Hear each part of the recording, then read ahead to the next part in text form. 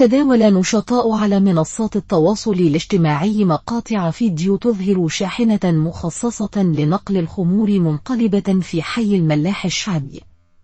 جول اليوم الأربعاء 24 مايو، وبحسب معطيات الجريدة فإن الحادث لم يسفر عن إصابات بشرية، بينما تضررت الشاحنة بعد انقلابها، كما اصطدمت بسيارة أجرة صغيرة، محدثة بذلك بعض الأضرار الطفيفة على مستوى الجهة اليمنى للسيارة.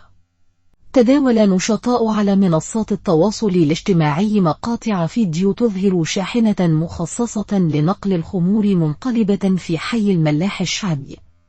جول اليوم الأربعاء 24 مايو، وبحسب معطيات الجريدة فإن الحادث لم يسفر عن إصابات بشرية، بينما تضررت الشاحنة بعد انقلابها، كما اصطدمت بسيارة أجرة صغيرة، محدثة بذلك بعض الأضرار الطفيفة على مستوى الجهة اليمنى للسيارة.